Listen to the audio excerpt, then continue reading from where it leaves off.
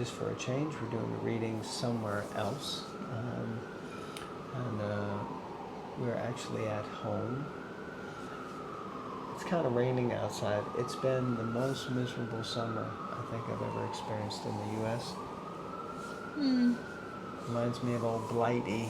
I mean, I like the weather myself. But no anyway, one likes the sun. We're not here to talk about the weather. Srimad Bhagavatam is as brilliant as the sun. Canto 4, chapter 24, text 77. Om Namo Bhagavate Vasudevaya. Om Namo Bhagavate Vasudevaya. Om Namo Bhagavate Vasudevaya. Alright, text 77. The Supreme Personality of Godhead is the dearmost objective of all auspicious benedictions. A human being who sings this song, sung by me, can please the Supreme Personality of Godhead. Such a devotee, being fixed in the Lord's devotional service, can acquire whatever he wants from the Supreme Lord. Powerful. As stated in Bhagavad Gita, chapter 2, text 22, Yam labdva chaparam labham manyante nadikam tata. If one can attain the favour of the Supreme Personality of Godhead, he has nothing to aspire for, nor does he desire any other gain. When Dhruva Maharaj became perfect by austerity and saw the Supreme Personality of Godhead face to face, he was offered any kind of benediction he wanted. However, Dhruva replied that he did not want anything, for he was perfectly satisfied with the benediction of seeing the Lord. Except for the service of the Supreme Lord, whatever we want is called illusion. Maya. Sri Chaitanya Mahaprabhu said, Jivera Swarupaya Krishnera Nitya Das. Every living entity is an eternal servant of the Lord. Therefore, when one engages in the service of the Lord, he realizes the highest perfection of life. A faithful servant can fulfill any desire by the grace of the Master, and one who engages in the transcendental loving service of the Lord has nothing to aspire for separately. All his desires are fulfilled simply by engaging constantly in the Lord's loving service. Lord Shiva shows us that any devotee can be successful simply by chanting the prayers which he has recited. Interesting. You know, you don't even have to read the purports and translations. It's so nice in that sense that the Bhagavatam is so full of prayers. And sometimes when you go in front of the deity form of the Lord, you can look at him and then he looks at you and then you look at him and then it's like, okay, you know. But so if you've got nothing to say or nothing good to say, then we can, there's no harm actually in just reciting those prayers like Lord Shiva says here that others have said, and it can evoke some auspiciousness. Yeah, some feeling in the heart, and it's pleasing, you know. It's sort of like, oh Krishna, I want this, or Krishna, why is that one like that, or you got a nice outfit on, or whatever. Anyway. I guess if that's all you got to say to the Lord, then yeah. If you ain't got something nice to say, better just be quiet. But what you're saying is actually better. We recite these prayers. It'd be nice to see the prayers themselves just kind of in one place. So text 78. Oh, I was going to say something. Yeah, these are quite profound statements by Srila Prabhupada in the purport.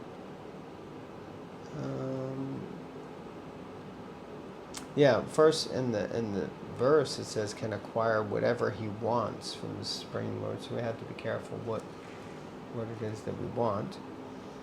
The other thing is that the statement, except for the service of the Supreme Lord, whatever we want is called delusion, Maya, which is quite a vast ocean of things.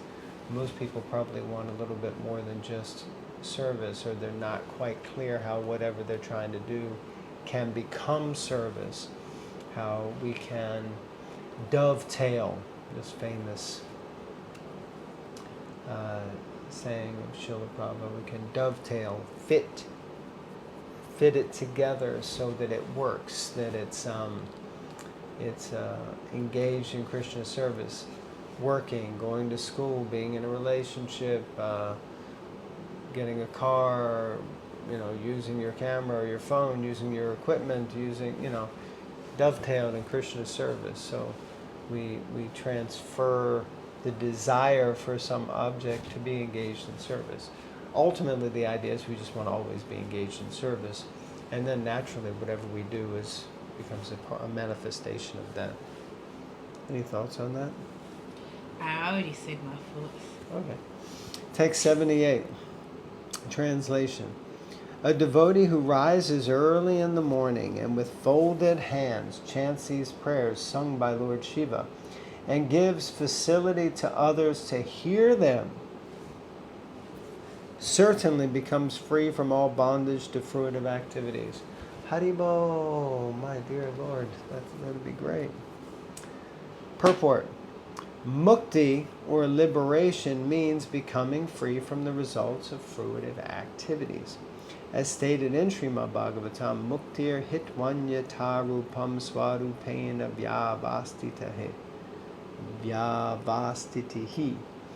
Mukti means giving up all other activities and being situated in one's constitutional position. In this constitutional state, we are entangled by one fruitive activity after another. Karma bandhana means the bonds of fruitive activity. As long as one's mind is absorbed in fruitive activities, he has to manufacture plans for happiness. The Bhakti Yoga process is different, for Bhakti Yoga means acting according to the order of the Supreme Authority. When we act under the direction of Supreme Authority, we do not become entangled by fruitive results. For instance, Arjuna fought because the Supreme Personality of Godhead wanted him to. Therefore, he was not responsible for the outcome of the fighting. As far as devotional service is concerned, even hearing and chanting is as good as acting with our body, mind, and senses. Actually, hearing and chanting are also activities of the senses. When the senses are utilized for one's own sense gratification, they entangle one in karma. But when they are used for the satisfaction of the Lord, they establish one in bhakti. So here we are again, and that powerful distinction of how we engage ourselves, our senses, our mind, our tongue, our activities in service. First thing that comes to mind is how we chant these prayers before we take prasadam, and how prasadam itself is actually it's a service. Eating is a service. It's something all of us have to do. Sometimes you can say at least 3 times a day. Some people maybe 4, 5, 6, 7, or 8.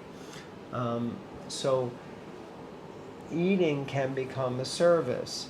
So we think, oh, that's not service. I'm enjoying my senses. But no, if we offer what we're going to eat and we cook as an offering of love, then that act in itself becomes service. The whole process, buying the vegetables, right? Mm. Ordering them. We're thinking, I'm ordering this because I'm going to offer it to Krishna. And not necessarily that I'm going to eat it and enjoy it, but even if we are thinking, I'm going to eat it and enjoy it, at least we're also thinking, but I will be offering it to Krishna before I do that. So it becomes service. Obviously the highest is, I think Krishna would like a nice pizza or some tacos or a quiche or some sort of paneer sabji or chips veggie or burger, veggie burger or, sweet rice. sweet rice. Yeah, so Krishna might like that. Then you make it for Krishna. Yeah, exactly. Exactly. Text 79. My dear sons of the King, the prayers I have recited to you are meant for pleasing the Supreme Personality of Godhead, the Super Soul. I advise you to recite these prayers, which are as effective as great austerities. In this way, when you are mature, your life will be successful and you will certainly achieve all your desired objectives without fail. Purport. If we persistently engage in devotional service, certainly all our desires will be fulfilled in due course of time. Thus end the Bhaktivedanta purports of the 4th canto, 24th chapter of Srimad Bhagavatam, entitled Chanting the Song Sung by Lord Shiva. Haribo, that was a long chapter. Yeah, it's a long song. That's a long song. Yeah, it's interesting actually, because when you want something or when you're like in that space, it's in your mind, it takes up precious mental capacity and like that. And it's interesting, like it says all desires are fulfilled if you engage in service.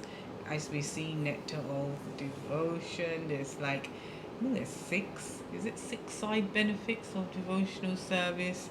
Not that we're aiming to have that, but there are. And and I was thinking, it's when we want something from Krishna, when we pray to God, when it's fulfilled, are we always that absorbed in the recognition of that, Because it's interesting that when I read that line, if we persistently engage in devotional service, all our desires are fulfilled. And I was laughing because, life has challenges and whatnot. But then, thankfully, Super Soul reminded me, actually, young lady, from the time you entered this path, April 1996, snotty nosed little girl. Actually, I wasn't snotty at all. I don't know why I said that. A lot has happened and so many amazing things, and served so many amazing forms of the Lord and forms of the devotees and service opportunities. And so, it's interesting whether you want desires or even think you have desires in devotional service. They're thrust upon you, as it were. And definitely this path, it's glorious, and I think we just need to always be grateful in that sense. So that ends the chapter. Alright, thank you very much, everybody. Well, hold on. Well, we don't know what you're doing because you're looking down at your laptop. It's very distracting, isn't it? If someone's just tiddling away like... What you got to say? What you got to say? Right? You all heard what she said. You can repeat it back. That ain't a song. Well, what I was doing was trying to figure out where these prayers started and where they ended. Okay. So I found that they started with verse 33. Right. And I've almost found out where they finished. They just finished. No, those aren't the prayers. Shall we share this in our own time? No, I think you all can be patient and wait. That's not very nice. My dear Lord, the devotees, dear Lord, my dear Lord, we're almost there. How's everyone doing? How's everybody doing out there today? Well, my dear Lord, my sweet Lord. It's painful, isn't it? So, they finish with text 68. So it's fine. 35. I thought you said 33. 33 to 68 is 35. Yes, 35 It's shlokas. painful, isn't it, everybody? extremely painful. So now you know what she has to deal with all the time. But I think it's good because now you all know where the prayers begin and where they end, so you can go back and look them up and read them yourself and be greatly benefited. And we will get benefit because we've shared it with you and you've been benefited. All right. Hare Hare. Thank you, everybody. Thank you, everyone. Hare Krishna. Hare Krishna. Grantaroshi Srimad Bhagavatam Ki. Jai. Jai.